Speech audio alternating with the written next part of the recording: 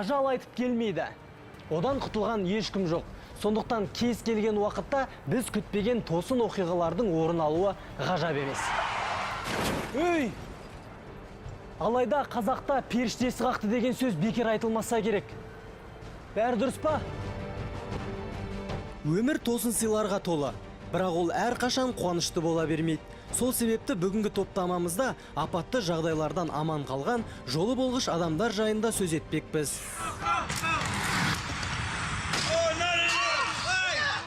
Бұл видеода тапатал түсте емін еркін келе жатқан азаматтың басына әйнек шиша құлап түседі. Қас қағым сәтте о дүниелік бола жаздайды, алайда ұйқысынан оң аяғымен тұрса керек. Құдай сақтады. Ал мына жігіт бір емес екі бірдей жол апатынан аман қалды. Жаяу жүргіншілерге арналған жолда жүрсең де, кез келген жағдайға сақадай сай дайын болу керек.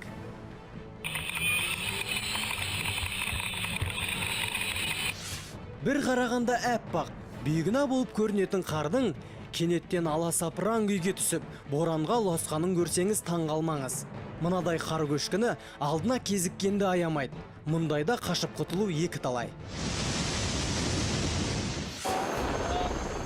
Шаңғы десе ішкенасын жерге қоятын спортшылар түрлі жағдайға тап болады. Дегенмен мына жігіттің жүрегінің түгі бар екен. Аяқ асты пайда болған қар көшкінімен жарысып, тіпті акробатикалық шеберлігін көрсетіп қояды. Мүмкін ол артында не болып жатқанын байқамаса керек.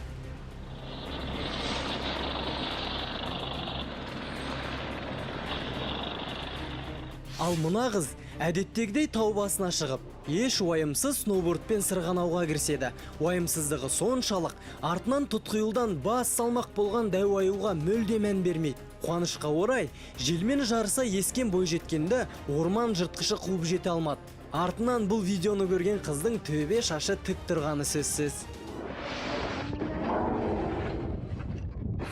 Қорқып бұғып өлгенше, тайсалмай тауға шығып өл дегенді естіген мына жігіт шыбын жанын шүбірекке түйіп, құздағы турникке тартылып әлек.